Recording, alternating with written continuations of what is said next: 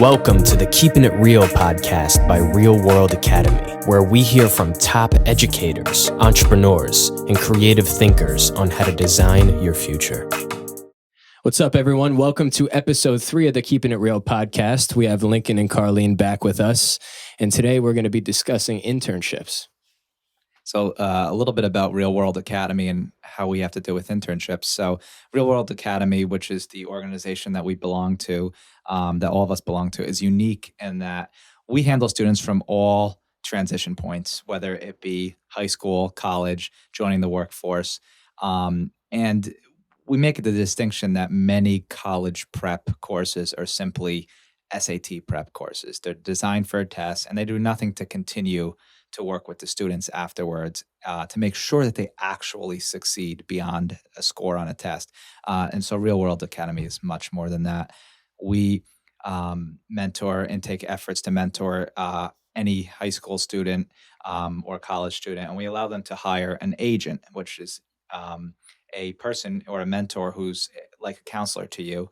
And when you need help, you call your agent, and your agent helps you. And students, just by virtue of having an agent, is not everything. You have to take the initiative yourself, and you have to do things. But having that agent, having that power, is a great empowering tool to have for a student. Real World Academy also is unique in its industrial ties. We will help any of our interested students find mentors in whatever industries that they are looking for. So on the idea of internships, how do you get an internship? How do you look for one? So normally internships are somewhat offered by colleges. They're offered also by high schools. But you don't need to rely on your college or high school to help you get an internship. You can go online, and internships are offered straight out of the organizations that you want to apply to. So a simple Google search of internships would help you.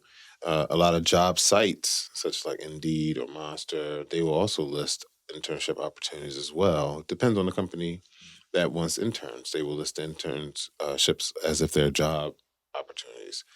So it all depends on what you want to do. So you have to be clear on what kind of internship you want. So therefore you can narrow it down. You can put in internships in your Google, but it will come up with a whole bunch of things, whether it's paid internships for just general knowledge internships. It would also, Google is very smart. It also uses your location for which you did the search, and will find internships around you, right? But it would give you everything regarding internships. So you have to be kind of specific on what kind of internship you're looking for. Right. And what is something that students should look out for when they're trying to find an internship? Is there a red flag, or is there something on the opposite, something that they should be looking for in every internship? Well, they should be looking for an internship that is really going to answer the questions about the career field that they're entering into. So if they're not sure of how much some things are written down, right? Some things they could do some research on themselves, like what's the general pay for that position? What is the job opportunities looking like in that market? But internship is really about how doing the day-to-day is really look like from the inside. Mm-hmm. So is this job something that I personally want to do? Does this satisfy me in some way? I thought this was the right one for me, but after working here, I realized it is not, or it may reaffirm that it is. So the internship answers those questions that are more qualitative that you can't really read about. It really answers those internal questions that you may have and those feelings that you may have about the career path that you're going for. Right. So when you're looking for an internship, you got to find, just broadly, you want to go to the ones that fulfill the career opportunities that you're looking for. You want to be a gynecologist, you want to be an artist, you want to be a music producer, you want to be a set designer, you want to be a truck driver, whatever. Right. You have to find an internship that does that, then go into it. Now, to be more specific on what you're saying, what should you look for? I mean, of course, you want to look for an internship that's close to you so you can get to it. But you also might want to look for an internship at an organization that is well known, right?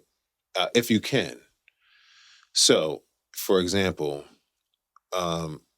if you want to be in a field that's highly popular, like medicine, you may find 5 different hospitals to go to. So one, you may depend on if you don't have a car, you might want to get something close to where you live, obviously, or to your college or high school. But if distance isn't an issue, then you start thinking about what about that high school. So, I mean, what about the hospital? So you might want to do some research of what does that hospital have that other hospitals don't have. You may think about its popularity. Now, that's kind of superficial, but understand that Harvard isn't Harvard because they teach you better at Harvard. Harvard is Harvard because of the name and the access that Harvard gives its graduates. So the same thing at an organization at that hospital.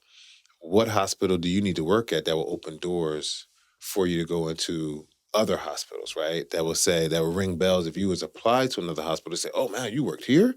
You did an internship here? You did a residency there, right? So certain hospitals have certain niche markets. Some of them work with inner city, do a great job in the inner city. Some hospitals are really big on neurology. Some hospitals are really big on geriatrics. So, I'm using medical because there's so much in medical that we can talk about, but that's the same concept used for any job. I mean, if you want to do an accounting, there's the big 3 accounting firms. I believe it's 3 now. So do you want to work for them? Sometimes it's hard to get those, right? But there's some smaller ones that's just as popular or just as well-known, renowned, that you can get into. Sometimes people want to be an accountant, but they don't want to work for a corporate side of accounting. They just want to work for a nonprofit. So you really have to distill in your mind what it is. And that's why even talking about mentors help us figure that out. Mm-hmm. Mentors say, what's right for me, or help to figure out what's right for me. I may want to work at a big organization. I may want to work at a small organization. It's not a one-shot clear formula, but you do have to ask yourself these questions. What works for you? If you like going to a small college, then maybe you might want to stay at a small organization. At the same time, you may say, I like a challenge. Internship, I have nothing really to lose by going to internship and not doing good at it. Mm-hmm. So test yourself. Go into a big organization, see how well you do. Sometimes you can learn a lot working at a big organization. So when you are going to a small organization, which working at the big organization reaffirms your position that you don't want to work there, but the skills that you get from working there is easily transferable to a small organization, and it might prove beneficial when you do work at a small organization. So you don't want to really, at the end, you don't want to take away any options off the table, but you really want to sit down and talk with a mentor or someone in the space of career development, professional development, who's had experience working with interns, so that you both can flesh these questions out, big or small, popular or not popular, local or far away, international or domestic, right?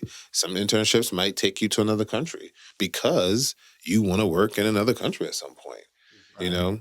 There's so many reasons for you to get an internship.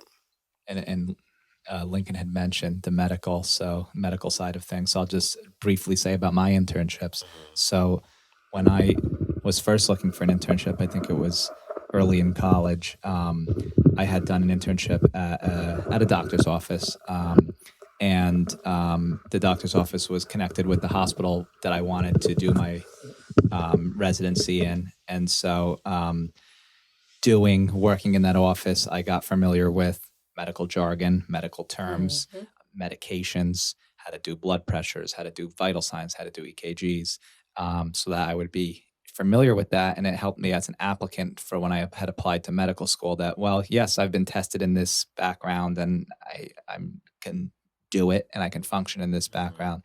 And then the next year, I think also in college, I had done another internship, which was directly at the hospital this time. And this time it was a little bit more hands-on. It was doing research and using the skills that I had learned in the statistics class to apply them to actual research and doing statistics and helping some of the doctors with the research project. And again, that was also strategic. It was in the hospital that I ultimately wanted to apply to and work for. And that was helpful to me. So the takeaways from me, at least, are that you should do your internships or internship in a place that potentially you may work for if you have that luxury. Not everybody has the luxury of working for the place that they want to do, but if you can, and try to keep those internships consistent in what you're doing and the path where you're going. So when you speak to an employer or speak to a college, they're saying, well, look, you did this and then you evolved it, and next year you had a bigger role in that thing, and your internships made sense in what you did. So that was my story in terms of internships. I don't know if Domenico, you've had some interesting experiences as well. Yeah, I was going over this in my head while you were talking, and I've done 4 internships. The first was, and I'm a musician. I'm working in the entertainment world. The first internship was for this company that licensed music out to television. And so I was in this corporate environment being a creative person. So it taught me how to function in the white collar world, despite the fact that I was a musician. So that was a good first lesson. It didn't lead to any lasting relationships really, or any paid work, but that was a lesson learned. My second internship was for an independent record label, Armada Music. So I learned from that internship how kind of startup businesses operate as opposed to big corporations. So that was a lesson, even though I didn't really get any lasting relationships out of it. I did, but, nothing tangible. And then my last 2 internships were just with producers, just with, people in the business who were creatives. And at that point in my journey and in my career, I was college kid good at music. I wasn't real world good. So studying directly under someone who is, operating at a high level in the business was a huge lesson for me, And I think that's a lesson that a lot of students, especially students in the creative arts, have to learn is, there is certain value in classroom learning, but there is a lot more value in some cases in the actual learning. doing it. Yeah. And I want to use your experience, especially those first 2, as the main point about internships. The internship is not really, the primary focus of the internship is not to get a job. The primary purpose of the internship is to help you gain clarity about what it is that you want to do.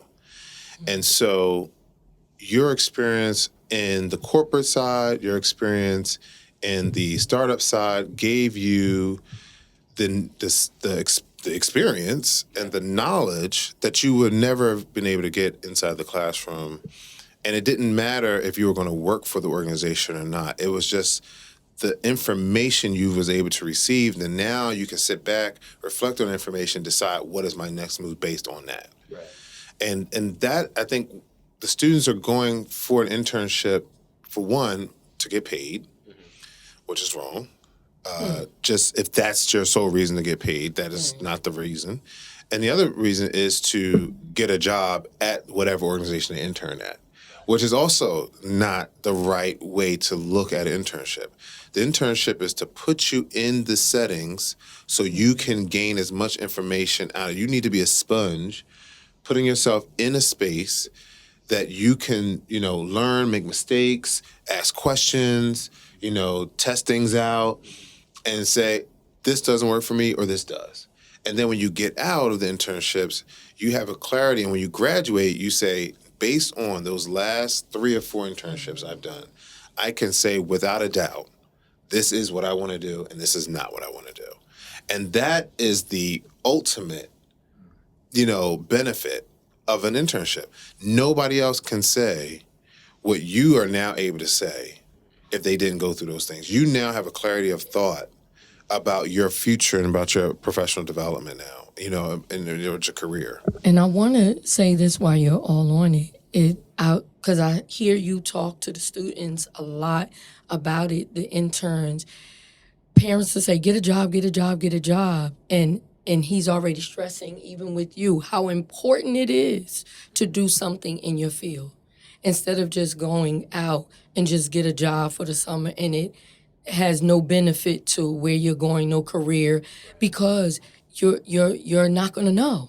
You won't. And see how important this is to be in that field, because I've heard him stress that, because that was the question of how important it was. And you've all stressed just how important it is to get an internship in the field that you're going in, so you can know if this is for you, even more, to gain more clarity.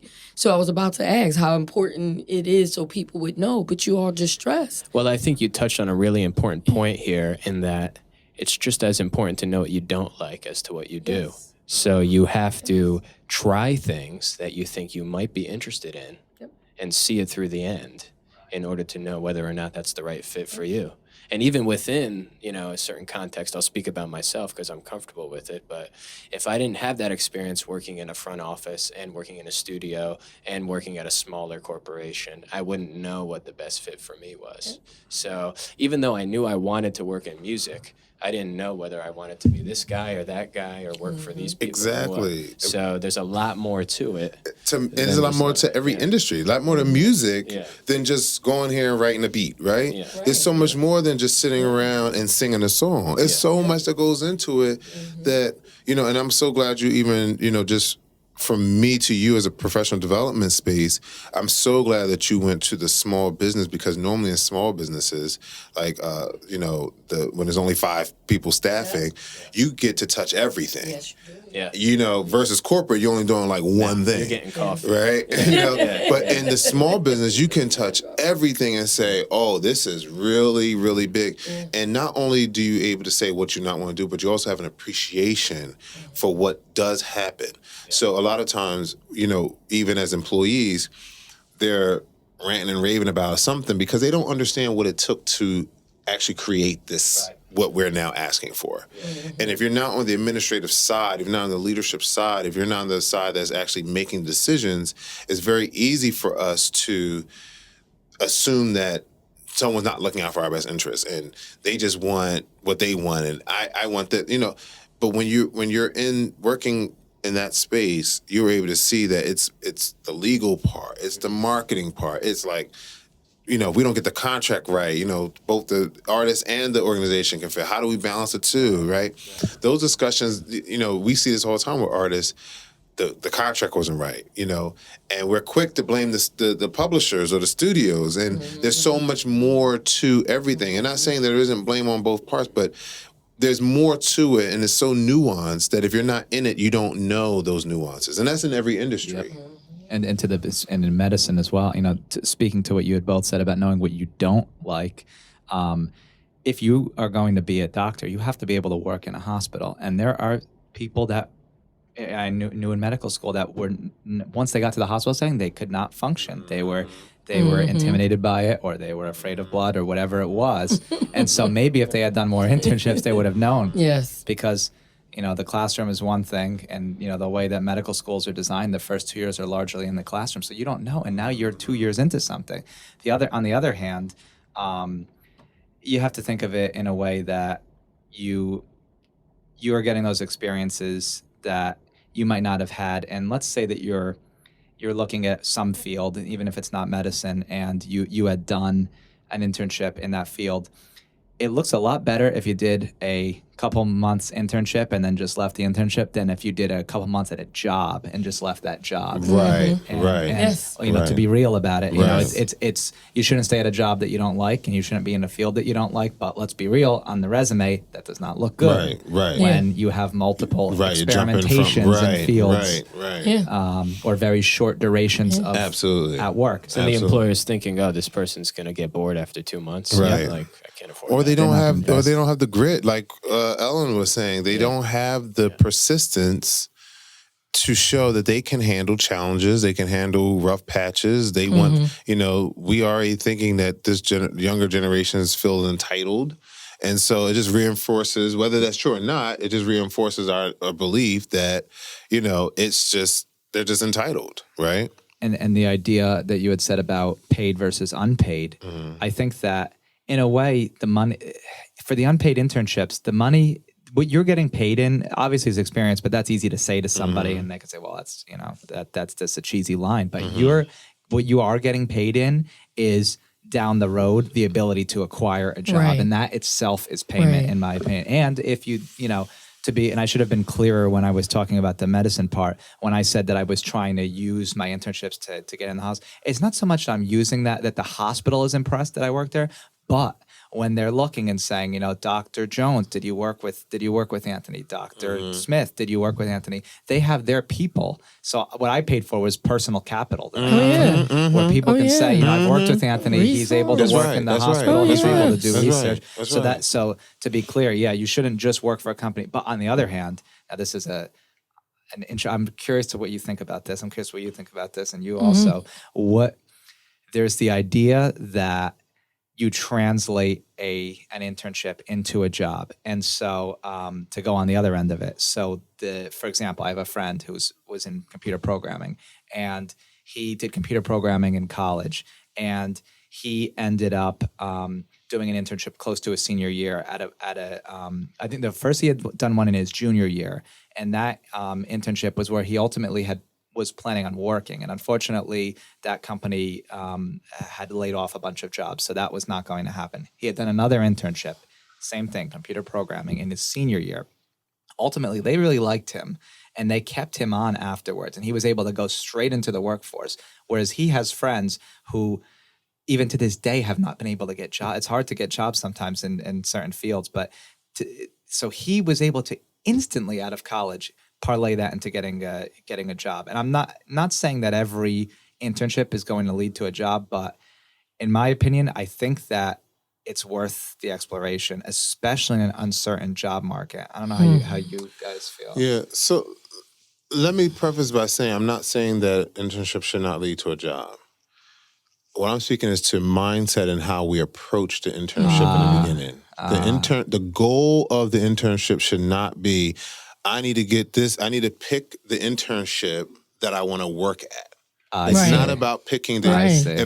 If you said that you want to work at University Hospital, then don't shut out all the internships because the internship at University Hospital is what you're waiting on. You get what I'm saying? Exactly. You can work at a comparable hospital and get the same experience, right? Right. You should work. So what Domenico was doing, for example, working at different ones, work at a smaller, work in a clinic, right? University Hospital does not necessarily hire you just because you interned there, right? If you showing through your resume and through your interview and through your experiences that you're of value, they don't care that you interned there or not. Yeah.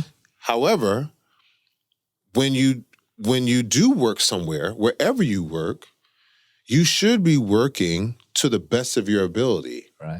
Right? So that if they do, wherever you may find yourself interning at, they can say, you were a great intern, we want you back, or we want to hire you. Right. So don't burn your bridges. Absolutely. You don't want to burn any bridges. So you never know. Like those places that Domenico worked at, they could easily say, hey, we want you back. Now, he may not want to work there, but now he has the option to say no. Yeah. That wasn't his intent, but he did such a great job at those spaces that they want him back.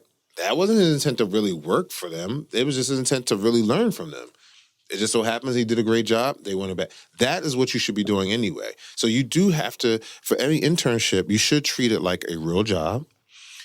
That means you need work ethic. You need certain skill sets, which we do at RWA. Yes. We teach you, how to be a good employee, quote unquote, good employee.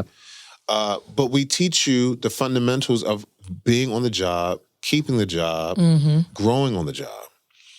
Which you need, whether that's going to be a fellowship, internship, externship, volunteer, whatever. Right. Everybody needs to know how to function in the workspace, whether you're getting paid or not. Yes. Because you just never know what can happen from that time that you spend in that organization. People volunteer all the time, and next thing you know, they're hired there full time. I was about to People say, intern, yes. people fellowship, and they turn into full jobs because they see that's their chance, the employers' chance to see you outside of this piece of paper. So if you're giving your 100% as if you are an employee there, if you're acting as if you're an employee there, they're seeing you as a potential employee. They're going to, and they want you, they can hire you. Right. So you do have to, you can't just go sign up for internship and, well, I'm not, I'm just here to get what I came to get and just, that's it. No. Getting what you came to get also means that you have to put in something. Because if you're not really a good intern, then they're not going to open you up to other things at the job. If you're showing up late every day to your internship, they may not fire you, right, because you are an intern, but they're not going to also give you, access while you're there. They're going to keep you in that little office now. They're going to keep you in just doing coffee, right? They're not going to let you do other things. So now you're hurting yourself. Yep. Forget trying to work there. They're never going to let you grow in your experience there. So in the little project that they assign you, if you're done with it and you've satisfied whatever requirements, if you still have time, you should go above and beyond and show them, hey, I can do, I can take something else on as well. Would that be your general advice too? That if there's an opportunity for them to do another project in addition, or if they show their skills, right? If they give you a project and it was due in 30 days and you finish in 20 days. Then there's rooms to grow beyond just what they said to you, right? There's opportunities there. But, I mean, it is going to be limited based on your skill set and your thought process and how really were you really invested in the work in the first place. Because, if you're really not invested, if it is an internship that you really don't like, then it's going to be hard for you to go above and beyond for it, So I'm not going to expect every person to do that on their job.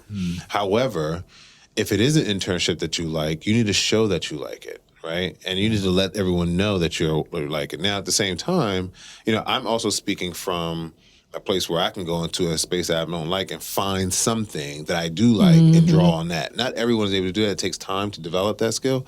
But there's always something to be done at every organization. Right. And so if you didn't like what you did, maybe you can ask to find something that you do like in the time that you have, being that you finished the job early, right? Maybe you need to have a relationship with your supervisor or and ask them, hey, I'm really, I see you have me pushing paper over here. I really like answering phones over there. So can I do that, right? Now, they may say yes, but if you've been a bad employee in general, like showing up late, not dressing them properly, then they can't give you what you want, because they're really counting down the time for you to leave, to be quite honest.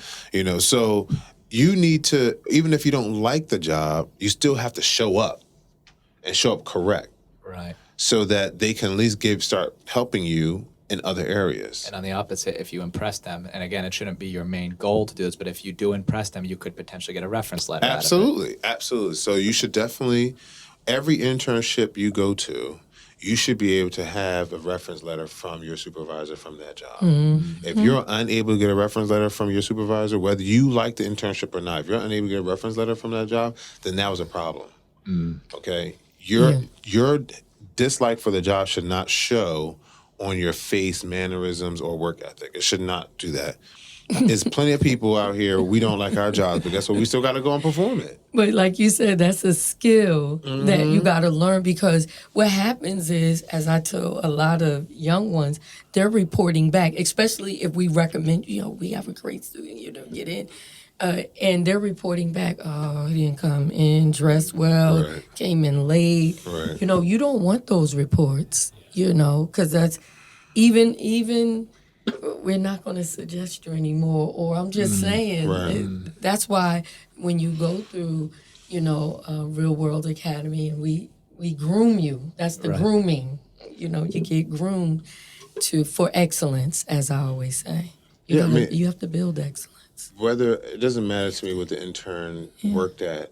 If they did not show up appropriately, then I can't help them get an internship to where they really want to be. I can't validate that, because then, the people are saying that how do I trust you're going to show up on time for this job? Oh, because I like this one. Yeah, but you didn't know that you didn't like this one, and you showed up late the first day.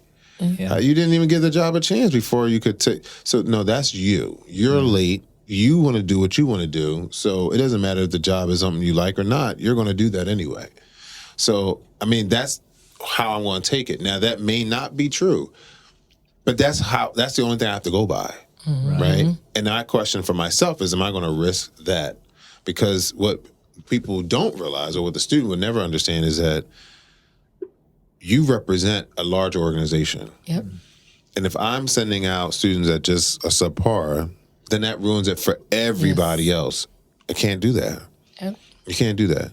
So you have to be mindful of how you present yourself at an internship, especially if you're representing or you're put there by an organization or a third party. And even though you want to represent yourself. I mean, listen, even if you didn't, every time you step out the door, you're representing your family, you're representing your friends, you're representing your neighborhood, you're representing your community, whether you want to or not. People make assumptions, people make judgments all the time, based on your actions. And so even if you don't think that your actions are going to impact someone else, it does. Because, even people will say, oh, I don't want students from this city because of my experience with them, about 5 of them. 5 of them represent 50,000, right? Right. Really? Judgment But that's what people do. Yes, they do. That's what people do. And to be fair, HR is a lot of money. It's a lot of money to trial and error with people. So people like to go with what they're comfortable with. We see that even in media, right? They will rehash a movie 10 times before they come up with a new movie idea. Because the first time the movie worked, and they will just rehash it. I'm pretty sure I've seen about 40 Goodfellas. You know what I'm saying? They do that all the time. Because once they come up with the formula, they just stick with what they know. They're not going to try something out. And the same thing is, they're seeing that this population gives me great results, and this one has given me sketchy results. I'm just going to go with this one. Yep, and stay there. It doesn't matter what that's called, grouping or stereotype. They don't care what nobody think about that, because no one is paying the bills that come from trial and error. And so although I may hate that Hollywood may do that, I totally understand why they do it. And so I do think there's ways to go work around that, but I'm not in that space to tell them how to do that. So I have to respect the fact that I have to at least understand where they're coming from. And so when organizations don't want to hire from certain communities, it's not that I agree with that, but I understand it. And keep in mind, understanding doesn't mean agreement, and agreement doesn't mean understanding either. And so although I may understand what you're saying, doesn't necessarily mean I agree with it. I do think that, we do need to take more time to give people a chance. But, is it tough? It's tough. If you're a small organization and every student you sent to me was bad, I can't continue to work with you. You know what I mean? Yes. I can't continue to work with you. I need to go with what I know works. And that's really the nuts and bolts of it. Well, I think we're touching on a larger problem here, and it's a misconception that a lot of young students have. And this is really just basic business fundamentals, but you need to provide value in order to get value back. That's right. That's right. You're not entitled to value unless you provide value. That's absolutely correct. And I think one of the main reasons for that is the younger generation is so probed for instant gratification. Yeah. And so there's no inherent mindset that says, okay, this is going to really come into play 5 years from now, or this is really going to come into play a year from now.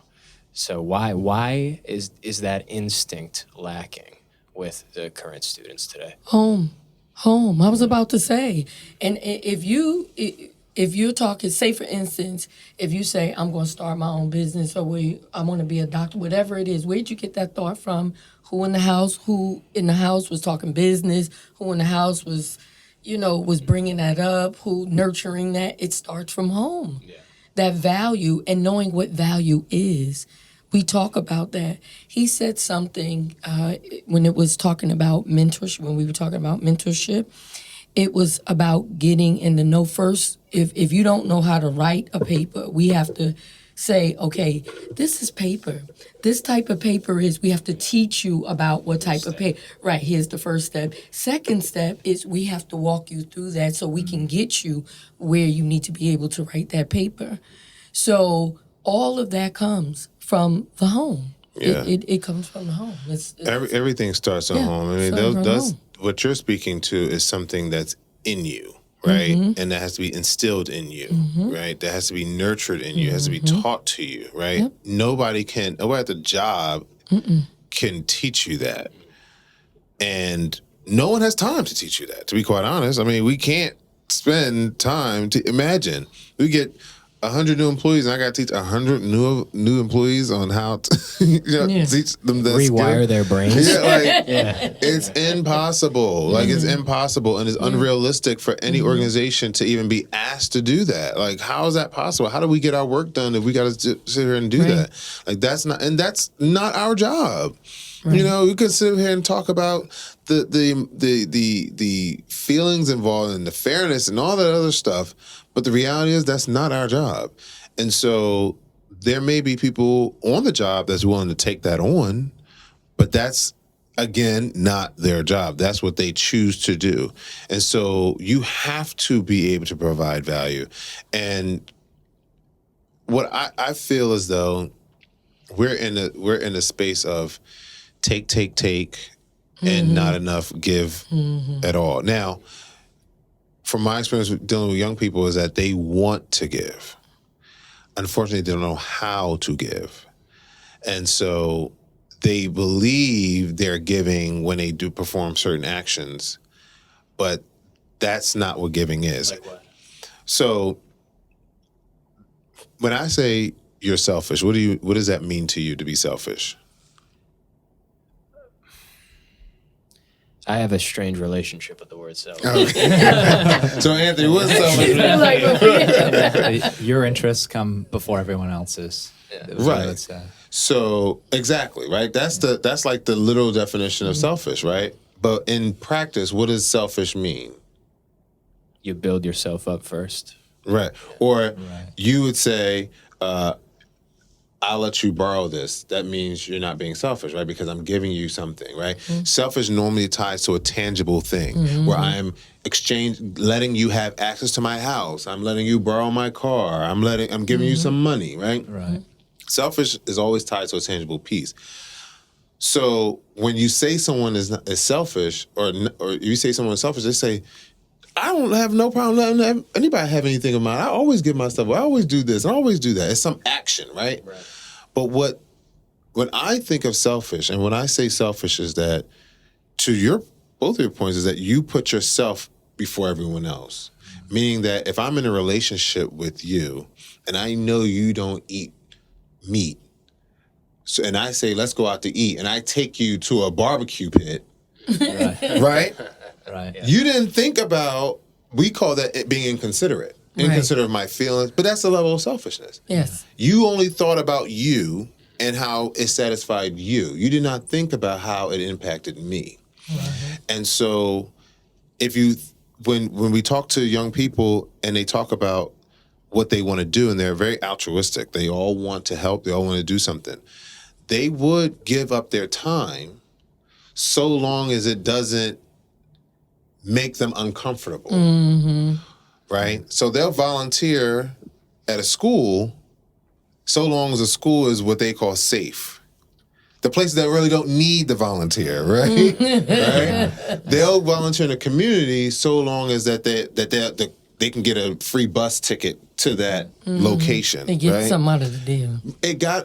They're only going to give so much because the rest is uncomfortable and they don't want to be uncomfortable. See, the uncomfort is what overrides their altruism. When that's the ceiling. It was like, you know what? This is becoming uncomfortable for me. I'm not used to this. They're not willing to put themselves into an uncomfortable position so that they can provide for someone else. I agree. I have an even more cynical point of view. I think the fugazi altruism that we see is just to score social points a lot of times. So there's a lot of, and social media plays into this too. So yeah, I mean, so the idea is that, so the question is like, why do you want to help? I always ask people, so why do you want to help? And of course it was, why not? Well, no, like, there's nothing wrong with saying I don't want to help anybody. It's nothing wrong with just being truthful and saying, listen, I just want what I want, how I want it, and that's just it. Okay. I'm not here to judge any of those things. But if you say you want to help, how far are you willing to go to help? And that's how I'm framing. Now, to your point about they're seeking, it goes back to what they're seeking. They're seeking something still. And what we have done, we've raised a generation that wants for everything, okay? They want everything, and they know nothing, right? They know the value, the cost of everything and the value of nothing, right? And so what we have, this is our fault. Like generations before them have created this. I mean, every generation creates the next one. So what we have done is that we have not instilled in them the desire to earn anything, right? We haven't given them the love that they needed. We've substituted it by giving them things. We filled in things when we should have been there. And so they walk out, even the best of them walk out with a limited ability to really go above and beyond their relative comfort zone to continue to provide for someone else. And so they also need affirmation. They need constant stimulation. They need constantly telling them that they're doing a good job. Yeah. Even this podcast, he's like, oh, he's beating us up. He's not telling us that we're good. I really think that people are good. I think that the students are great. I think they have so much potential. I just think that they limit themselves because they have this cap on how far they're willing to go to show that they can do this. I've seen students that when they get into internships, they blow it out the water. Like, they say, oh my God, this intern was great. The unfortunate thing is the student doesn't know how to dress for an interview, doesn't know how to sit for an interview, can't write a resume. The only reason why we was able to know they're great because we put them in an internship to bypass all those mechanisms, right? Yep. So I tell them, I say, the outside blocks everyone from knowing your inside. Your attitude, when I sit here and look at you, you have this attitude on your face. You're not conscious about, so you're not aware about the other people's perceptions. Right. They're not aware about that. They don't even care about that. See, that's the level of selfishness too. You have no care about how other people see you. Right. You're just worrying about how you see other people. And I'm like, well, you got to care about how other people see you too, because those people will provide the access and the means for you to get somewhere. So it's hard for them to understand those concepts. They just want to be able to walk into a space and just get it. They want you to accept them for everything that they have going on because that's just who I am. I'm different. I'm unique. You're not different. You're not unique. You're like everybody else that's been coming through here. Because everybody's saying they're different and unique means that everyone's no longer different and unique, right? So it's hard for them to understand it. And here you are. They're 19, 20, whatever. And here you are, this stranger that came into their life. And in 10 minutes you said, I'm telling you, you're not anything that you thought you were for the last 19 years. Yeah. Who am I? Who am I? Automatic rejection. Automatic rejection. And it's interesting, Lincoln and Carlene, you deal with somewhat different populations. Lincoln, you deal more with the college end, not exclusively, and Carlene, you deal more, at least to some degree, with the high school end. Do you see any difference in internships at different levels? Are internships relatively rare at the high school level, or the opposite? Are college students not doing enough internships? What do you see as the differences? What do you see specific to high school or specific to college? Well, really, I was thinking about while you were talking, people on the other end, receiving these students, they all have this same thought about the millennials. Yeah, here they come. They don't have no, You know, they know as the Gen Zs. They go, here they come. They don't have high expectations of them. They don't have high expectations of them. So as he says, you on both ends, you get some who really knock it out the box, but then you'll get some level depending on where they come from. It's up to you to say, okay, I forgive that because they're not dressed well, but they come every day on time, on this. So it's up to you to say what you'd be willing to do to forgive. So that's interesting. It's almost like a fragmented thing, like employers or mentors in many cases are delivered this person who maybe has like 6 out of the 10 boxes checked off. And then it's up to the employer or the organization to be able to check off those other 4. Yeah. And some employers do. Some employers do work with the students. Yes. They're, especially those community-based organizations. I mean, and I'm not talking about the small ones, even big ones. I can name a few off the top of my head that have worked with us over the last 6 years, working with our population of students that have come with challenges. Because, and to be fair, I mean, a student, if you don't have money, the resources, how do you compete? Yeah. You know, but at the same time, you know, we're also teaching them how to gather the resources so they can compete. You know, students will say they don't have no money to buy clothes. I say, okay, you do have money, you're just not buying clothes with the money. And so I say, well, what are you going to do with that first paycheck? Well, I got to pay off this bill. I got to pay off this bill. No, because guess what? That bill would still be there if you didn't have this internship, right? So you got to think about your future. Like, what do you need? Use this internship, use the money that you're getting to help you on this internship right now. Right? Stop using it to pay off a bill because $1,600 is no money. But at least you could buy 2 dress shirts. Yes. You could buy 2 dress pants. You could buy a pair of shoes. Start there. And guess what? You still got plenty of money to pay that bill. What I see that they're spending their money on materialistic things they don't really need, like sneakers or Uber rides and Lyft rides, right?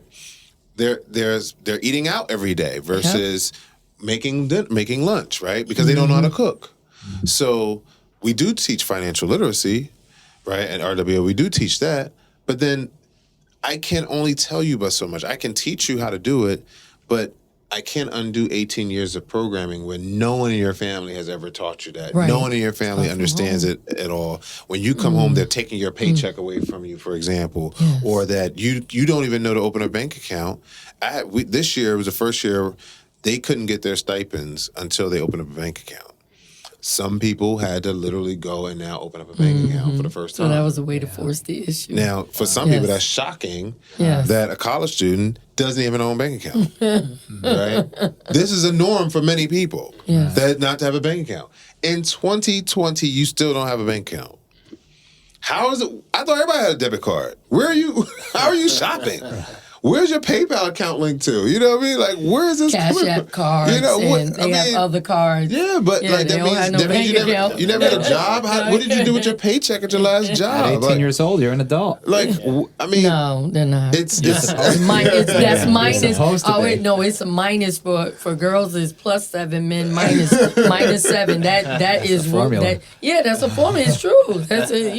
It's minus. I mean, you know, it's just shocking.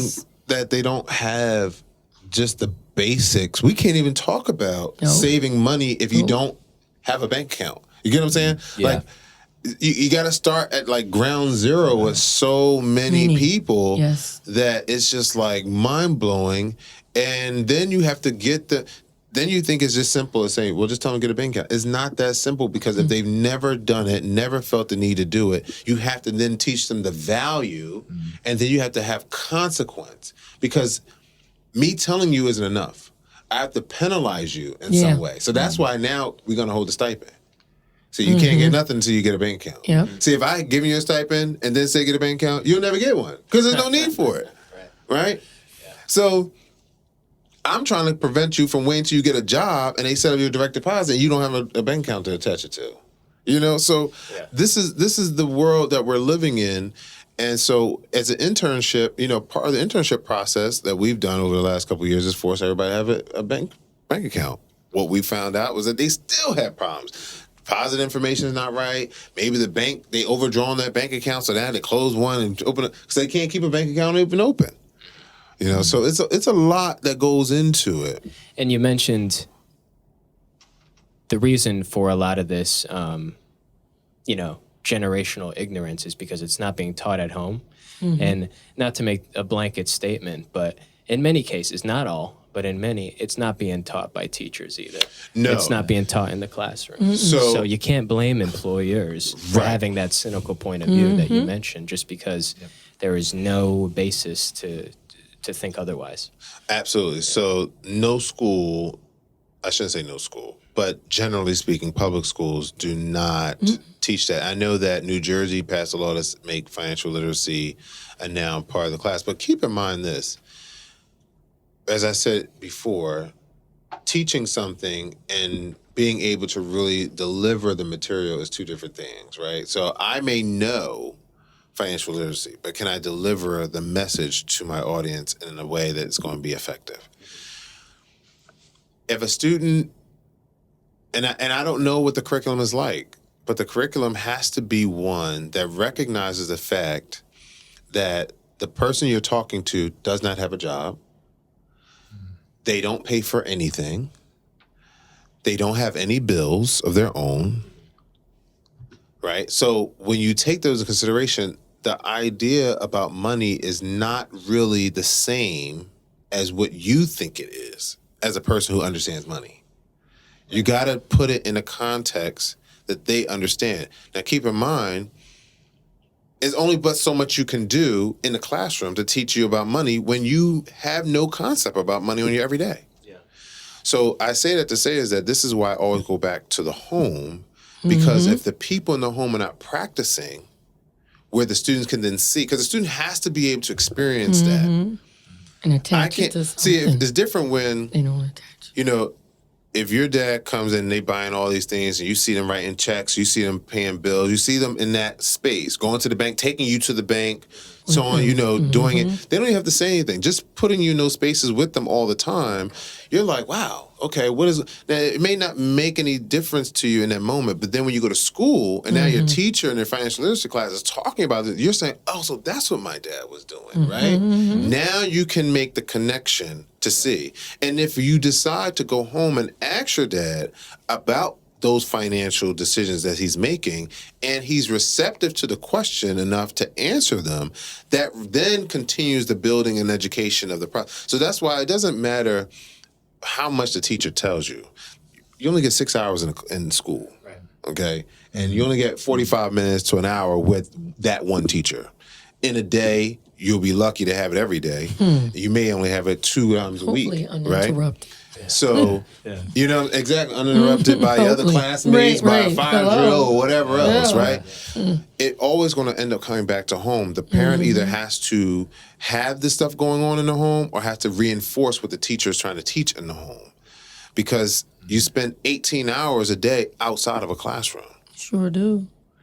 Every day the teacher has to reprogram you have to undo what you've done in the last 18 hours and then teach you something new on top of it, all in a 45-minute, 16-minute time frame. It is impossible. It's impossible, especially if it's one class in 6 months. That means you'll never have this class before and you won't have it after. For the 6 months, you'll have to talk about a topic you know nothing about. You really think you're going to invest any energy into that? No. You're going to try to figure out how to get an A, and then that's it. And when the class is over, you move on to the next thing. And then one of the things I want to speak to that I love that we do, actually Lincoln did it, and speaking of bringing value, and because every time you ask these young-minded, beautiful spirits, you say, I just want to help, I want to do this. He said, so you want to help people, you want to rule the world. So he did a class. He did a class like that, and they had no clue. How to help people? Yeah.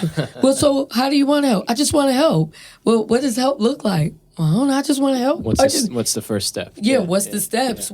So to even show value, to bring value, we're trying to create these solutions, And he said, so you want to help, so you want to rule the world, how do you do that? Right. So even just to help you just get that concept. Instill that in your mind. Yes, yeah, get it. And I think our children have a lot of potential that is lost because we never help nurture at an early age their true potential. Mm-hmm. And now they're left just saying, this is what I always want to do. But they do not have the means to actually, internal means to go about doing. They have a lot of external opportunities to do it, but they don't even know how to take advantage of it because there's deficits inside that prevent them from really, taking advantage of the opportunity. I mean, we literally give away internships. We've guaranteed internships to every student through RWA. For the last 3 years, longer than that, we've been giving every student an opportunity to get an internship. Paid internship, 28 weeks, 20 hours a week, okay? At minimum wage, and it goes up every year that you participate. We get very few students. Now, we have about 400 students in the network that could take advantage of this. Maybe 40 take advantage of it for whatever reason. And that's consistent. Oh, absolutely. Absolutely. Yeah. Absolutely. They don't do it. Why don't they do it? Some will say, well, I have summer class. Okay. But there's opportunity. How can we figure out a way to make it all work? Yeah. Right? But for the vast majority of them, they don't even respond to signing up. They don't even sign up for free intern. We pay you to be somewhere, and you don't even do it. Yeah. So is it that they don't know the value of the internship, or they know the value, but they just don't have the drive or the desire to take advantage of it? I would argue that they don't know the value. They can say they know the value, but intrinsically you don't know the value. Yeah, the value. Because if you knew the value intrinsically, you would find the drive to do it. Mm-hmm. I've seen people do what they want to do. That's like so crazy to me. Like, why would you do that? Oh, I really wanted this. So you stood out in the cold, you did this, you did that for this, but yet here it is over here, and you did nothing for that. Right. And just to play devil's advocate, and this doesn't apply to any of the internships we provide, obviously, but there is such thing as a bad internship. So if a student, has a bad experience with an internship, what would your advice be to them to extract value out of it anyway? Because you still could learn from that. Absolutely. There is, to me, I would say there is no bad internship because that was the point of the internship. The point of the internship was to go and experience this and see what's potentially can happen. Because you can go to your dream job. Keep in mind, the work itself is never the issue. It's the people. We all know that. Yeah. The people we work with, the people who supervise us, the people who are our clients, whatever, they're the ones that we have the real issues with. The job itself, we mastered that in the first 6 months. We got it down pat. It becomes routine. We're doing it all the time.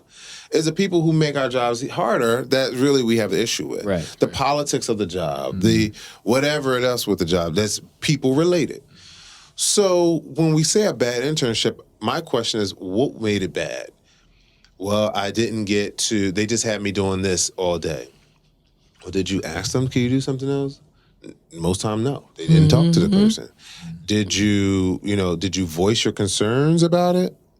No, I just, and so what did you want? What do you want to do? Right. I don't know, but I know I just didn't want to do that. But that doesn't necessarily mean it's bad. It means you were in a space and you recognize this is not what you want to do out of that space. Now, I do think there's an opportunity for you to leave an internship early if you see that it's not anything that you wanted and you say, okay, this is not working for me. I've tried it. I've been here every day. And we had that happen too. It was a student just didn't like what the task that he was given. And he did have a conversation with the supervisor. I walked him through how to have the conversation with the supervisor because one, we wanted to maintain a relationship with the supervisor. So how do you have that conversation? Well, I'm trying to remember how I handled it in this particular case. First, you have to. Yes. First, you have to. He worked for a chemical company, actually. And the chemical company had him, they were renovating according to him. Now, keep in mind, I'm not there physically, so I can't say what actually happened. I have to go by what the student tells me. And I believe the student was telling me the truth, but I don't know the nuances around it. I just know what he tells me. So he said that they had him cleaning up stuff, not really working on any chemicals. They had him cleaning up stuff, and that's not what he wanted to do. And I said, well, did you talk to the supervisor? He said, yes. His immediate supervisor, not the person who I worked through to get him the job, which was the CEO of the company, the CEO of the company at the time. And he said that the supervisor said, okay, we're going to work on it, but nothing ever changed. And that it's a lot, and it's just, very intensive. And the other intern that was there is doing something that is in line. Now, keep in mind, it's a male that was complaining, and the female was actually getting the benefit that he felt was getting the benefit of the job. So I said, okay. At first, I told him, I said, well, go through it just a little bit more, see if something changes in the next couple of days. If it doesn't, let me know. Don't say anything. Don't do anything different. So he said, okay. So he called me back, says nothing changed. I said, this is what you do. You write a letter, and you ask to speak to the person I put him in that got him the job. And he wrote the letter. I said, before you send it out, send it to me so I can see it. And he sent it to me, and I said, okay, send it out to him to have a conversation with the guy. All right. So he said he met up with the supervisor, the chief.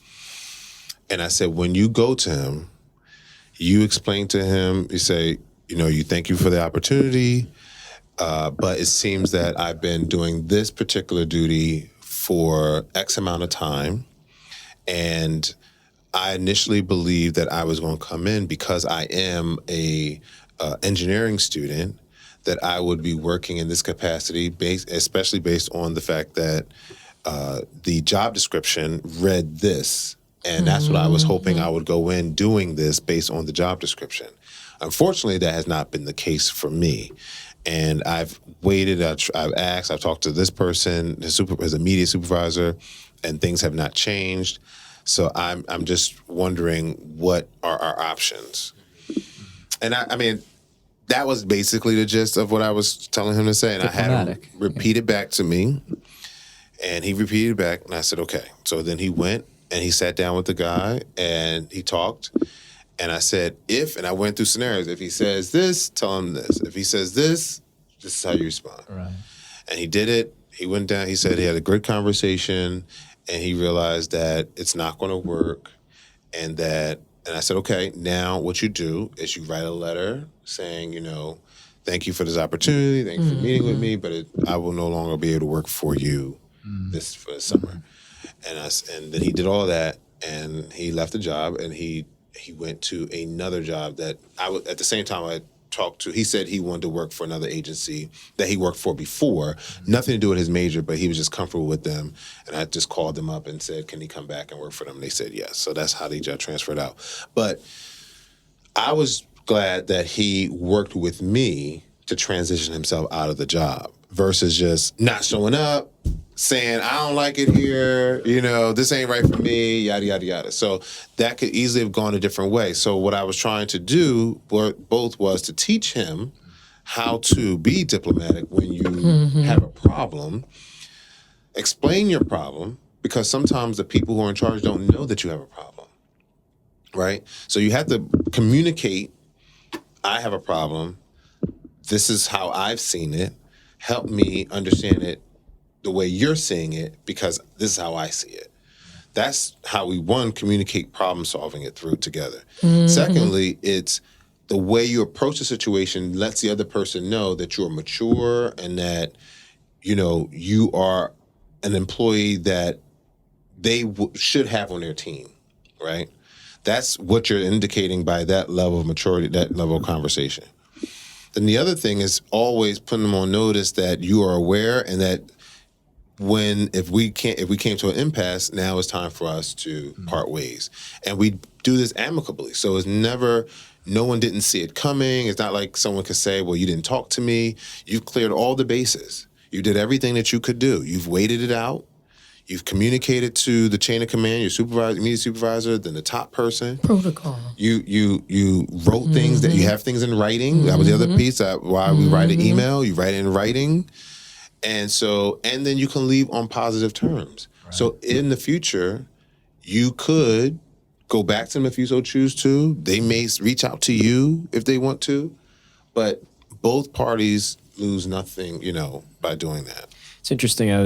I was in a similar situation where I had a relationship with an employer and things were moving too slow for me, and I was frustrated, internally. Mm-hmm. And so I thought about ways to address the issue in a positive light, mm-hmm. like you said. And so what I ended up coming up with was I thought of all the things that I could do to speed things along. Mm-hmm. And so the conversation I ended up having was, you could use me more than you're already using me. Mm-hmm. If you let me do this, and that, then, mm-hmm. It would not only satisfy me, mm-hmm. Give me, pride in my work. Right. But it would also help, push business forward. Right. And so I think that just speaks to being able to address your problems in a positive light. Right. And, allow for that conversation to be had without it being destructive. Well, not just that, what the things Lincoln spoke of, that's why it's great to have a village. That's number one, because he has someone to come to and not be frustrated and show him the proper way to do this, the protocol, as I said. And he's able to, as he went through it, he saw the results of it, so it works good. So it gave him, a positive way. Well, always, because he's going to refer back to how that happened. So his expectations, like, if I do it this way, because he's not going to know until he experiences it. Right. But it was wrong for the employer to do that, to be using him mm-hmm. that way as well. Mm-hmm. He know that that's not right. Mm-hmm. People, and that's another reason why it's great to have a mentor team, somebody you can go back, mm-hmm. they did this, they're doing this to me. Misuse is right. what I call it, not using, because we're here to be used. Misuse is the word, and he misused them. I mean, we do have to stand up for our students, too. I mean, don't get me wrong, I'm not letting the employer off the hook, per se. Mm-hmm. But, I'm now more conscientious of students that do want to work there, so that the students, I'm more aware of if there's another flag that's raised from the employer, then I need to, even look even closer. But, you can't go off just one incident, one student in any mm-hmm. case, because you don't know all the ins and outs. And, you don't know what conversation was had before. Because I did ask, I said, did they tell you was going to be working? He said, no. They just put you there? He was like, yeah. And they got me doing this, and this. I was like, what? Yeah, so that's crazy. I mean, but, also the employers need to be taught. I mean, just because someone is a CEO of a company doesn't mean they know everything. Right? Just because they founded a company doesn't mean they know everything.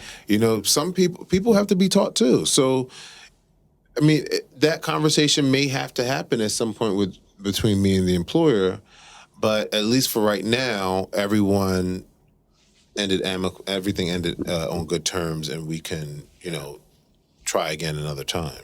And that's where also I was thinking SEL training comes in, the social emotional, when our students get frustrated because they're met with a lot of frustration, mm-hmm. how to control your emotions, mm-hmm. And what that looks like. And we go through a lot of these scenarios with them because that's my arena. So to come in and talk about, so how did you feel about that? And what did you want to do, and what was your first reaction? And I'm happy that you responded instead of reacted, and knowing the difference. So that's another thing. Even if the employer reacts, you got to learn to keep it even keel. Yeah. Lord knows I've had my fair share where I had to navigate landmines like that. And trial and error for me. No one was there to say, go left, go right. I had to just figure it out myself. You got to give us more than that. Oh, no. No. When he was saying that, I was like, Lincoln, because sometimes there's no way. You just got to hand it. Yeah. I mean, there's no. Let me do it from I'm I'm trying to think of a time when, oh gosh, no, I can't talk about it. Is it because if I say the Break your end, non-disclosure agreement.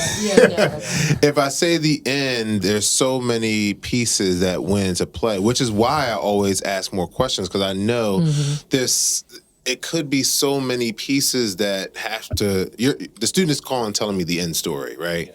They're not happy because this is happening.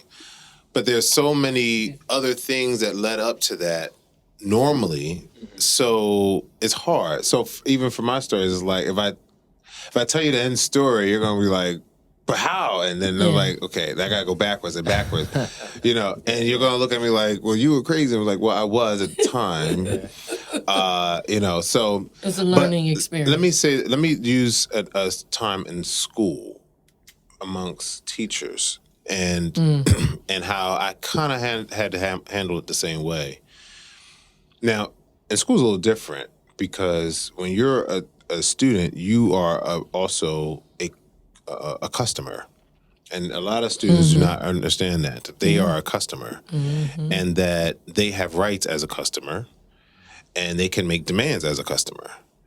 And so they don't know that they can do that. So I was in school and I was put on academic suspension because my grades had dropped below the needed for the business school.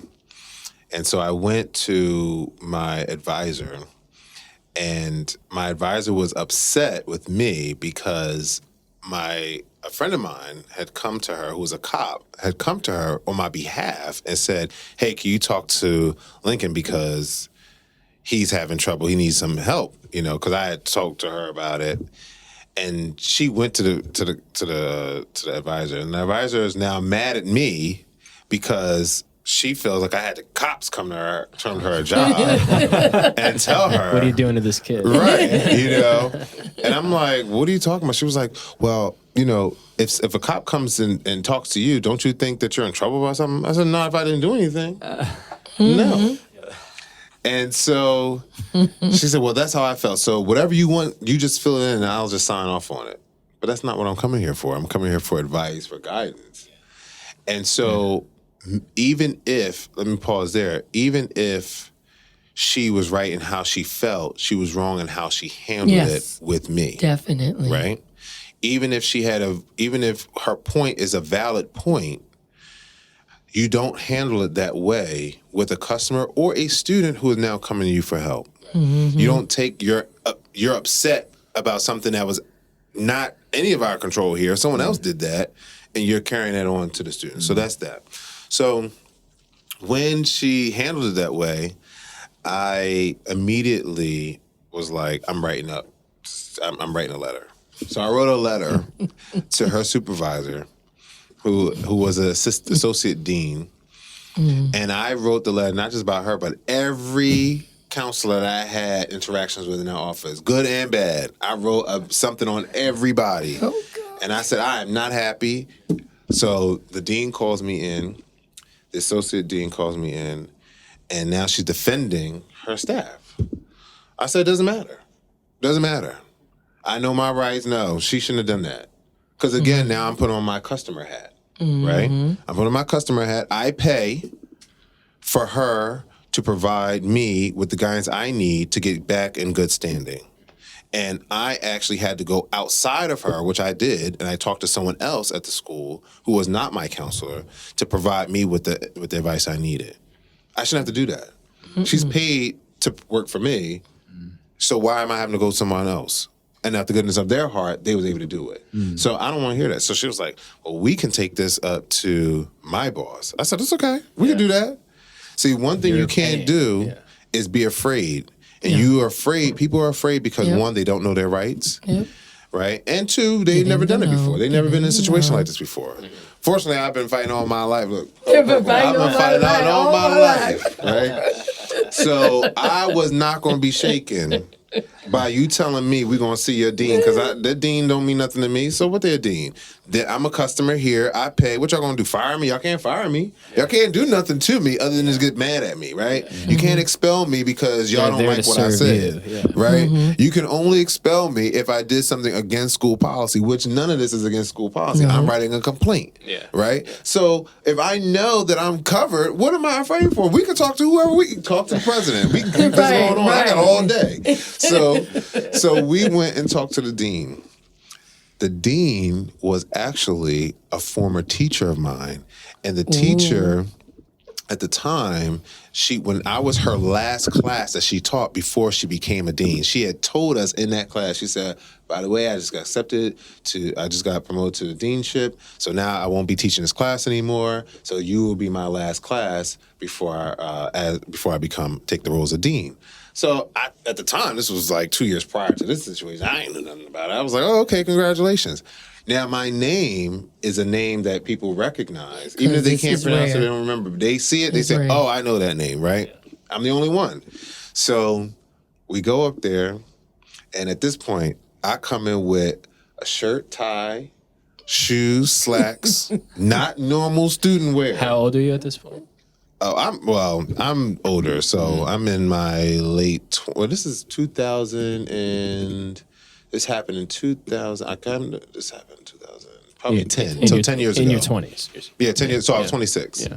So I'm 36 now. So I was like 26. So 26 years old, 2010, and I'm sitting here with shirt, tie. I come in with a briefcase, nothing in it. Papers. That's all I had in there. Because I know perception matters. Yes, it does. And when you want someone to take you serious, you can't show up in sweatpants and be thinking that you're going to be taken serious. Yes. So if she wants to play the game and we're going to talk to the executives, I'm going to walk in here like an executive too. And so I walked in there with my briefcase. And I shook her hand. I said, oh, how you doing, Dean so-and-so? It's a pleasure to meet you again. I was one of your students. No, I was one of your students in your class. And she says, oh, what's your name again? She said, she said, oh, yes, I do remember you. Yes, it's so good to see you again. Already, we got a positive. The other dean now doesn't know what to say. Who brought us there? Right? Yeah. So Dean A brought us there. Dean B is who I'm now seeing, who was my former teacher. So now Dean B is like, oh yeah, Lincoln, that's great. Okay, so what we talking about? So I said, oh, before we begin, let me pull out a tape recorder. I said, here we go. I pulled out my phone. It was like a digital tape recorder at the time. Pull out that. And she said, oh, well, let me get mine too. So she goes and gets hers. Oh, man. She comes back. And hers wasn't work. She couldn't get it to work. I said, don't worry about it. Permission. I said, don't worry about it. I'll send you the recording of mine. She said, okay. So now we all there. I put on my notepad, ready, tape recorder, notepad, pen. Yeah. Dean B right here, Dean A right here. And so Dean B is saying, so what is the problem? She was like, Dean A's now saying, Lincoln has always been an exceptional student. Tone changed. Before it was, you came in here disruptive, you did this, you did that. Now we up in here, she's talking about how great of a student I was. And I just think he just needs more assistance in an area. And we were just unable to help him at that time. And so out of that, the Dean B says, well, Dean A, I think you should take over as being in charge of his, there you go. Be his advisor from now on. Oh, man. And she said, sure, no problem. That's good. Yeah, that moolah was on the line. And I said, well, thank you so much. It was such a great conversation. I'll be sure to send you a recording of this proceeding. This was so great. It was so great to see you. Congratulations again. She was, oh, no, thank you. It was so great to see you, too. I'm so glad to see one of my former students. There with clout. And I walked out of there. And you know what I don't do? You don't have to say anything. No. You don't have to rub it in. You don't have to say, now what? See, I took none of that. You don't got to do none of that. No. Because it was already established who had power here. We should do a podcast just on professionalism with Lincoln. It's a whole separate episode just on that. No, well, the thing is, you have to be, I always say it's a D thing. That's along because we had assessments done, and we're both D's. Mm-hmm. So we say it's a D thing. But I'm a letter writer. I'm one of those. Let me tell you, the same thing is in my My son, we talk about seeing things. He came in, I was having a meeting, and he was in the room, and they told me what he said. He says, my mom is going to get all of you fired. She's going to write a letter, because I'm a letter writer. I write letters. I go over heads, and you can't be, I've been doing this a long time, so when you go, I want to meet the head, and as he said, you cannot be afraid. Yeah. You have to come in with all your facts. You have to come in, so... You know, we tell our students. You got to know your worth. Yeah. Yes. And I think I think we should leave it with that. We're already at an hour and a half. So. Oh, good. Get in the know. Anthony, anything else you wanted to touch on? No, that was great. Like I said, we gotta do a whole separate thing on professionalism. That'll be a good one. All right, well, that'll be the next episode. So thank you, everybody, and we'll see you next time. You. Take care. Bye. Take care. Very good. And cut. Thank you for listening to the Keeping It Real podcast by Real World Academy. If you're a student looking for a mentor or a parent looking to help your kid design a happy life and a successful career, visit our website at realworldacademy.org and subscribe to us on YouTube, Facebook, Instagram, and wherever you listen to podcasts to hear more exclusive content on how to design your future.